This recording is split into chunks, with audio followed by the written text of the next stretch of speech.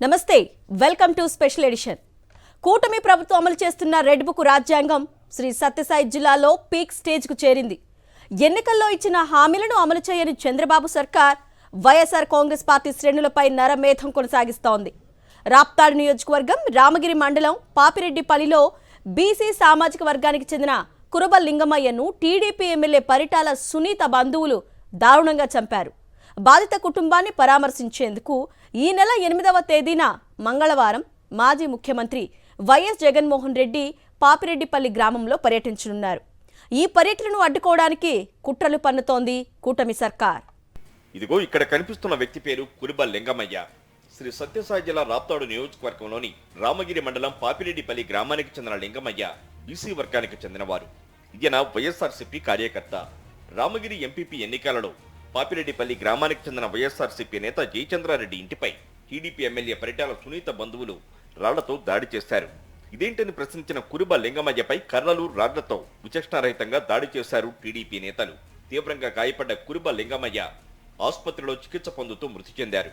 ఇదే ఘటనలో కురుబ లింగమయ్య కొడుకు శ్రీనివాస్ కూడా గాయపడ్డారు.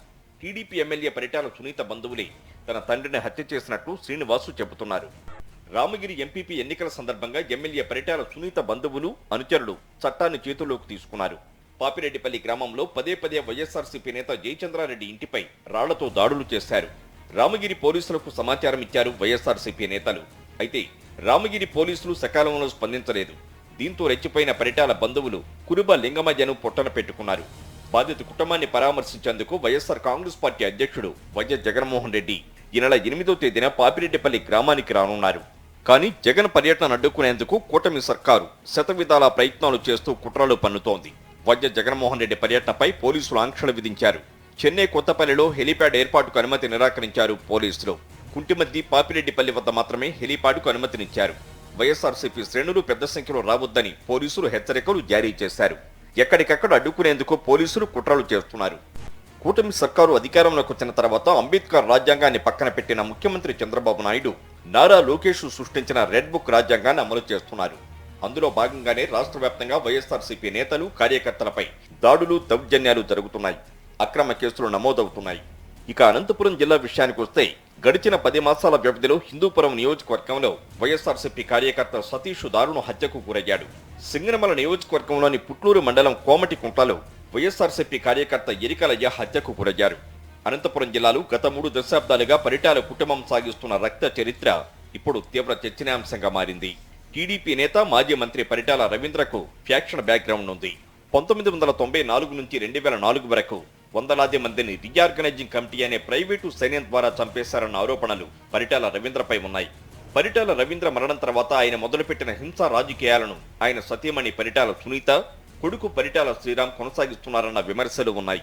రాప్తాడు నియోజకవర్గానికి టీడీపీ ఎమ్మెల్యేగా పరిటాల సునీత ఉండగా ధర్మవరం నియోజకవర్గానికి టీడీపీ ఇన్ఛార్జిగా పరిటాల శ్రీరామ్ వ్యవహరిస్తున్నారు. పరిటాల రవీంద్ర రాజకీయ వారసత్వాన్నే కాదు రక్త చరిత్రను కొనసాగిస్తున్నారన్న ఆరోపణలు ఈ తల్లి కొడుకులపై ఉన్నాయి. ఎందుకంటే 2014 నుంచి 2019 సమయంలో రాప్తాడులో వైఎస్ఆర్సీపీ నేత భూమిరెడ్డి ప్రసాద్ రెడ్డి, కందుకూరులో మరో వైఎస్ఆర్సీపీ నేత శివారెడ్డిలను పరిటాల వర్గీయులే చంపారు. 2024లో టీడీపీ కూటమి అధికారంలోకి వచ్చిన తర్వాత ఆత్మకూరుకు చెందిన వైఎస్ఆర్సీపీ నేత బాలపోతనపై హత్యాయత్నం చేశారు. తాజాగా ఎంపీపీ ఎన్నికల సందర్భంగా విప్పు జారీ చేసేందుకు వెళ్లిన వైఎస్ఆర్సీపీ నేతలపై దాడి చేశారు. పాపిరెడ్డిపల్లి గ్రామంలో బీసీ సామాజిక వర్గానికి చెందిన కురుబ లింగమయ్యపై పాశవికంగా దాడి చేసి హతమార్చారు. నీ కుమారులు, వారి ప్రోత్సాహము, నీ తమ్ముళ్ళ ప్రమేయము, వారి కుమారుల ప్రమేయము, వీటన్నిటి వల్లనే లింగమయ్య అనే వ్యక్తి హత్య గావించబడ్డాడు. ఈ వాస్తవాలు ప్రజలకు తెలుసు. నీ యొక్క నేరము ప్రజల దృష్టిలో నాటుకుపోయింది. మీ కుటుంబపు నేర ప్రవృత్తి గురించి రాష్ట్రమంతా తెలుసు. నీ భర్త 100 కూనీలు చేయించినాడనేది రాష్ట్రమంతా తెలుసు. నువ్వు రాజకీయాల్లోకి వచ్చినాక, నీ భర్త చనిపోయినాక నువ్వు రాజకీయాల్లోకి వచ్చినాక ఈ రోజుతో నువ్వు కూడా దాదాపుగా ఒక 10 మందిని చంపించిన దాంట్లో నేరుగానో లేదా ఇండైరెక్ట్గానో డైరెక్ట్గానో నీ పాత్ర కూడా ఉన్నట్లుగా జిల్లా ప్రజలకు స్పష్టమవుతుంది. పరిటాల కుటుంబానికి హత్యలు చేయటం వెన్నతో పెట్టిన విద్య అని రాప్తాడు నియోజకవర్గంలో అత్యధిక సంఖ్యలో నివసిస్తున్న కురుబ, పూజ తదితర బీసీ సామాజిక వర్గాల వారిపై దాడులు చేస్తూ భయపెడుతున్నారని అదే నియోజకవర్గానికి చెందిన వారు వాపోతున్నారు. పరిటాల సునీత, పరిటాల శ్రీరామ్ ఏం చేసినా చర్యలు తీసుకోవద్దని ముఖ్యమంత్రి చంద్రబాబు నాయుడు, మంత్రి నారా లోకేష్ నుంచి స్పష్టమైన ఆదేశాలు ఉన్నట్లుగా ప్రచారం జరుగుతోంది. చంద్రబాబు, లోకేష్ అండదండలతోనే టీడీపీ ఎమ్మెల్యే పరిటాల సునీత బంధువులు, అనుచరులు పబ్లిక్ గా దౌర్జన్యాలు చేసినా, హత్యలు, కిడ్నాపులు చేస్తున్నా పోలీసులు మాత్రం చూసి చూడనట్లుగా వ్యవహరిస్తున్నారని స్థానిక ప్రజలు ఆరోపిస్తున్నారు. వైఎస్ఆర్సీపీ కార్యకర్త కురుబ లింగమయ్య హత్య కేసులోనూ పరిటాల సునీత సమీప బంధువులైన ఆదర్శ నాయుడు, మనోజ్ నాయుడులను ఇప్పటికే పోలీసులు అరెస్ట్ చేశారు. ఈ హత్యలో సుమారు 10 మంది పాల్గొన్నారనే అనుమానాలు ఉన్నా పోలీసులు మాత్రం ఇద్దరిని కేసుకు పరిమితం చేయడం వివాదాస్పదంగా మారింది. ఏపీలో నెత్తుటి పాలన సాగుతోంది. హత్యా రాజకీయాలను ప్రభుత్వమే ప్రోత్సహిస్తోందన్న ఆరోపణలు వెల్లువెత్తుతున్నాయి. రాజకీయ ప్రత్యర్థులు ప్రాణాలతో ఉండడానికి వీల్లేదన్నట్లు హింసాకాండలు సాగిపోతున్నాయి. దారుణ మారణకాండలు పోలీసుల కళ్ళెదిటే జరుగుతోన్నా వారు పట్టించుకోవటం లేదని విపక్షాలు విమర్శిస్తున్నాయి. కర్నూలు జిల్లాలో 5 ఏళ్లుగా ప్రశాంతంగా ఉన్న పల్లెల్లో నెత్తుటి హింస రాజేస్తున్నారు టీడీపీ గూండాలు. నంద్యాల జిల్లా శ్రీవెల్ల మండలం ఒకప్పుడు ఫ్యాక్షన్ రాజకీయాలకు పెట్టింది పేరు. అయితే అది గతం. ఫ్యాక్షన్ వల్ల అందరూ నష్టపోతున్నామని గమనించిన స్థానికులు ఫ్యాక్షన్ కార్యకలాపాలకు దూరంగా ఉంటున్నారు. ప్రశాంతంగా ఉన్న ఈ ప్రాంతంలో కూటమి అధికారంలోకి వచ్చాక మళ్లీ ఉద్రిక్తతలు రాజుకుంటున్నాయి. శ్రీరామ నవమి ముందు రోజున మండలంలోని గోవిందపల్లి గ్రామంలోని సీతారామాంజనేయ దేవాలయంలో వైఎస్ఆర్ కాంగ్రెస్ పార్టీ నేత ప్రతాప్ రెడ్డి పూజలు చేసుకోవడానికి వచ్చారు. దేవుని గుడిలోనే ప్రతాప్ రెడ్డిపై గూండాలు వేట కొడవళ్లతో అత్యంత కిరాతకంగా నరికారు. తీవ్ర గాయాల పాలై నెత్తుటి మడుగుల పడి ఉన్న ప్రతాప్ రెడ్డిని స్థానికులు నంద్యాల ఆసుపత్రికి తరలించారు. అయితే పరిస్థితి విషమంగా ఉండడంతో వెంటనే హైదరాబాద్కు తరలించారు. ప్రతాప్ రెడ్డి సోదరుడు ప్రభాకర్ రెడ్డిని గతంలో ప్రత్యర్థులు దారుణంగా హతమార్చారు. ఆ కేసు హీరింగ్ కు రానుంది. దీంతో కేసులో ప్రత్యక్ష సాక్షి అయిన ప్రతాప్ రెడ్డిని హతమారిస్తే ఇక కేసే ఉండదనుకున్న రాక్షసులు ప్రతాప్ రెడ్డిపై హత్యాయత్నానికి తెగబడ్డారని బంధువులు ఆరోపిస్తున్నారు. ఎవరు పని వాళ్ళు చేసుకుంటా ఎందుకు ఈ ఫ్యాక్షన్లు ఇవెల్లా ఎందుకు పెట్టాలా చేయాలనుకున్నాము. మళ్ళీ ఇప్పుడు ఏదో కేసు హీరింగ్ వచ్చిందని అసలు సాక్షి కాబట్టి ఆ ప్రభాకర్ రెడ్డి తమ్ముడు అతన్ని దేవాలయం పూజకు పోయింటే హత్య చేయడానికి ప్లాన్ చేసుకొని హత్య చేయడానికి చేసినారు. ఇది చాలా దురదృష్టకరము అనే విషయము. దీన్ని ఏదైనా కానీ ముద్దాయిలను పట్టుకొని కఠినంగా శిక్షించాలి. ప్రతాప్ రెడ్డిపై టీడీపీ గూండాల దాడికి మరో బంధువు కృష్ణారెడ్డి ప్రత్యక్ష సాక్షి. దాడి చేసిన వారిలో ఒకరు తమ ప్రాంతానికి చెందిన వారు కాక రెండో వ్యక్తి ఎవరో తమకు తెలియదని కృష్ణారెడ్డి అంటున్నారు. ప్రభుత్వం వెంటనే నిందితులను బోనులో పెట్టాలని ఆయన కోరుతున్నారు.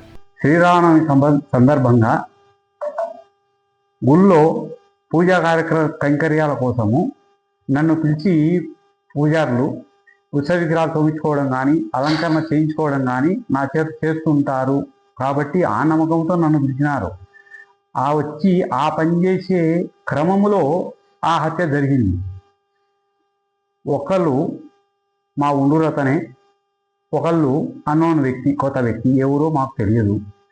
దయచేసి సర్కారు వారు, డిపార్ట్మెంట్ వారు దీని మీద మీకు దొరికిన సీసీ ఫుటేజీ ఆధారంగా కరెక్ట్గా వర్కౌట్ చేసి సమాజాన్ని నిలబెడతారు.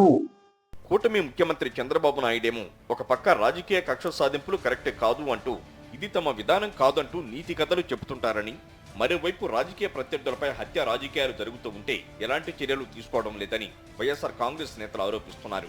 ఇప్పటికైనా రాష్ట్రంలో శాంతి భద్రతలను పరిరక్షించాలని వారు డిమాండ్ చేస్తున్నారు.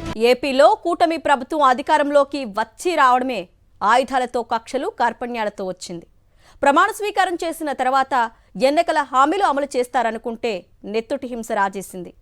రాష్ట్రంలో ప్రధాన ప్రతిపక్షమైన వైఎస్ఆర్ కాంగ్రెస్ పార్టీ నేతలే టార్గెట్గా హత్యా రాజకీయాలతో భయభ్రాంతులకు గురిచేస్తున్నారు టీడీపీ గూండాలు. ఆంధ్రప్రదేశ్ను నరక లోకానికి బ్రాంచ్ కార్యాలయంగా మార్చేశారు. 2024 జూన్లో కూటమి ప్రభుత్వం అధికారంలోకి వచ్చింది. ఆ రోజు నుంచే రాష్ట్ర వ్యాప్తంగా విధ్వంసాలు, హత్యాకాండలతో పేట్రేగిపోతున్నారు టీడీపీ కార్యకర్తలు, నేతలు. ఉమ్మడి కర్నూలు జిల్లా ఆదోని మండలం నాగనాథనహళ్లి గ్రామంలో టీడీపీ రాక్షసులు ఓ దళిత మహిళను దారుణంగా, క్రూరంగా హతమార్చారు. గ్రామానికి చెందిన దళిత మహిళ గుండమ్మ వైఎస్ఆర్ కాంగ్రెస్ పార్టీకి సానుభూతి పరురాలు. ఇదే ప్రాంతానికి చెందిన టీడీపీ నేత రాఘవరెడ్డికి గుండమ్మతో విభేదాలున్నాయి. ఆమె పొలాన్ని అక్రమంగా కొట్టేయాలని చూస్తోన్న రాఘవరెడ్డి కూటమి అధికారంలోకి రాగానే దుర్మార్గపు ఎజెండాతో రెచ్చిపోయాడు. కూటమి అధికారంలోకి వచ్చి నెల రోజులయ్యిందో లేదో పొలంలో పని చేసుకుంటోన్న గుండమ్మను రాఘవరెడ్డి కొడుకు ట్రాక్టర్తో ఢీకొట్టాడు. తీవ్ర గాయాల పాలైన గుండమ్మపై నుంచి ట్రాక్టర్ పోనిచ్చి ఆమెను హతమార్చాడు. ఈ ఘోరాన్ని ఆపేందుకు ప్రయత్నించిన పురుషోత్తమరెడ్డి పైన టీడీపీ గూండాలు కర్రలతో రాళ్లతో తీవ్రంగా దాడి చేశారు. అయితే ఇంతవరకు నిందితులపై ఎలాంటి చర్యలు లేవు. రాష్ట్రంలో తామే ఉండాలని, రాజకీయ ప్రత్యర్థులు ఉండనే కూడదని చంద్రబాబు నాయుడు నాయకత్వంలోని కూటమి ప్రభుత్వం రాక్షసంగా వ్యవహరిస్తోందని ఆదోని మాజీ ఎమ్మెల్యే సాయి ప్రసాద్ రెడ్డి ఆరోపిస్తున్నారు. కూటమి ప్రభుత్వం ఏర్పాటై 10 నెలలు అవుతా ఉంది. ఈ 10 నెలల్లో ఏం చేశారంటే రాష్ట్రంలో అరాచకాలు సృష్టిస్తూ ఉన్నారు. రెడ్ బుక్ రాజ్యాంగం నడుస్తూ ఉంది. అంత తప్ప ఏమీ లే. ప్రజలకు ఇచ్చిన హామీలు నెరవేర్చే పరిస్థితిగా ఏమీ లే. మానభంగాలు, హత్యలు, దౌర్జన్యాలు జరుగుతూ ఉన్న విషయం కూడా రాష్ట్ర ప్రజలంతా చూస్తూ ఉన్నారు. ప్రజలు ఇచ్చిండే తీర్పు ఈ విషయం అంటే నీవు మాకేదో చేస్తామన్న ఉద్దేశంతోన ప్రజలు ఓటేసి గెలిపిస్తే ఈరోజు ఏం జరుగుతూ ఉంది రాష్ట్రంలో అనేది కూడా ఆలోచించే పరిస్థితిలో కూటమి ప్రభుత్వం లేదు. ఎవరు ఏమైనా మాకు సంబంధం లేదన్నట్లుగా సూపర్ 6 హామీలను నెరవేర్చకుండా రెడ్ బుక్ రాజ్యాంగాన్ని అమలు చేస్తూ వైఎస్ఆర్సీపీ నాయకులను తుదముట్టించడానికి హత్య రాజకీయాలకు పాల్పడుతున్నారని వైఎస్ఆర్సీపీ నాయకులు మండిపడుతున్నారు. ఇప్పటికైనా పాలకపక్షం తీరు మార్చుకోకపోతే ప్రజలే గుణపాఠం చెబుతారని వారు హెచ్చరిస్తున్నారు. ప్రశ్నిస్తే పాతరేసేయ్, నిలదీస్తే అడ్డంగా నరికేసేయ్. ప్రత్యర్థి అన్నవాడి ఆనవాలు కూడా మిగలకూడదు. ఇదే కూటమి అధికారంలోకి వచ్చిన క్షణం నుంచి టీడీపీ నేతల అజెండా. పదుల సంఖ్యలో ప్రాణాలు గాల్లో కలిపేసిన టీడీపీ గుండాలు వందలాది మందిని నెత్తుటి గాయాల పాల్చేశారు. ఏం చేసినా, ఎంత ఘోర కలికి పాల్పడినా పోలీసులు పట్టించుకోరు. ఎందుకంటే అధికారంలో ఉంది కూటమి కాబట్టి, దాని అధినేత చంద్రబాబు కాబట్టి, వారి టార్గెట్ వైఎస్ఆర్ కాంగ్రెస్ కాబట్టి కూటమి అధికారంలోకి వచ్చినప్పటి నుంచి ఆంధ్రప్రదేశ్ రాక్షస రాజ్యంగా మారిపోయింది. నంద్యాల జిల్లా మహానంది మండలం సీతారామపురం గ్రామానికి చెందిన సుబ్బారాయుడు వైఎస్ఆర్ కాంగ్రెస్ కు వీర విధేయుడు. అదే అతను చేసిన తప్పయింది. గత ఎన్నికల్లో సుబ్బారాయుడి తనయుడు నాగప్రసాద్ వైఎస్ఆర్ కాంగ్రెస్ పార్టీ తరపున ఎన్నికల ఏజెంట్గా వ్యవహరించాడు. దీన్ని టీడీపీ నేతలు సహించలేకపోయారు. ఎన్నికల తర్వాత కూటమి అధికారంలోకి రావడంతోనే ఈ ప్రాంతంలో తమను సవాల్ చేసే ప్రత్యర్థులు ఉండకూడదనుకున్న టీడీపీ నేతలు హింసా రాజకీయాలకు తెగబడ్డారు. 2024 ఆగస్టు 4న రాత్రివేళ మారణాయుధాలతో గ్రామంపై పడిన టీడీపీ గుండాలు సుబ్బారాయుడి ఇంటికి వచ్చారు. ఇంట్లో నిద్రిస్తున్న సుబ్బారాయుణ్ణి లేపి మరీ కత్తులు, కటార్లతో దాడి చేసి చంపేశారు. స్థానిక సంస్థల ఎన్నికల్లో టీడీపీ ఆదేశాలు బేఖాతరు చేసి ఎన్నికల బరిలో తమ ప్రత్యర్థులను నిలబెట్టినందునే తన తండ్రిపై టీడీపీ నేతలు కక్ష పెట్టేసుకున్నారని సుబ్బారాయుడి కొడుకు నాగప్రసాద్ అంటున్నారు.